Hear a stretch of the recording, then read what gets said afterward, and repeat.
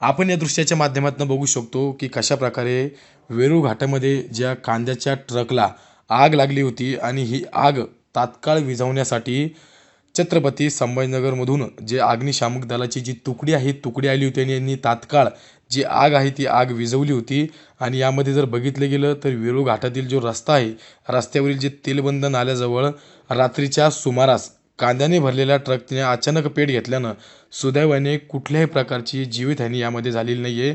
आणि आपण जर बघितलं तर ट्रकमध्ये देखील मालही वाचला. आणि याबाबत अधिक माहिती अशी की तालुक्यातील जे गल्लेबोर्ग आहे येथील एक रहिवासी यांच्या या ट्रकचा जो क्रमांक आहे MH20 GJ 2133मध्ये बोलठाण तालुका नांदगाव येथून कांदा भरून ते टाटानगर येथे चालले होते. मात्र वेरूळ घाटामधील जो तेलबंद नाल्याजवळ जर बघितलं तर या ट्रकने अचानक पेट घेतला होता. आणि या पेट घेतल्यानंतर जे अग्निशामक आहे अग्निशामक पाचारण करण्यात आलं होतं आणि यांनी तात्काळ ती आग सुदैवाने विझवली होती. आणि यामध्ये कुठल्या प्रकारची जीवितहानी आपल्याला बघायला मिळत नाही आहे.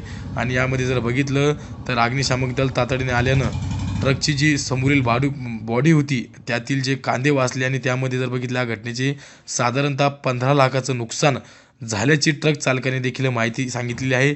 आणि या प्रकरणी खुलताबाद पोलीस ठाण्यात गुन्हा दाखल करण्याची प्रक्रिया देखील सुरू आहे.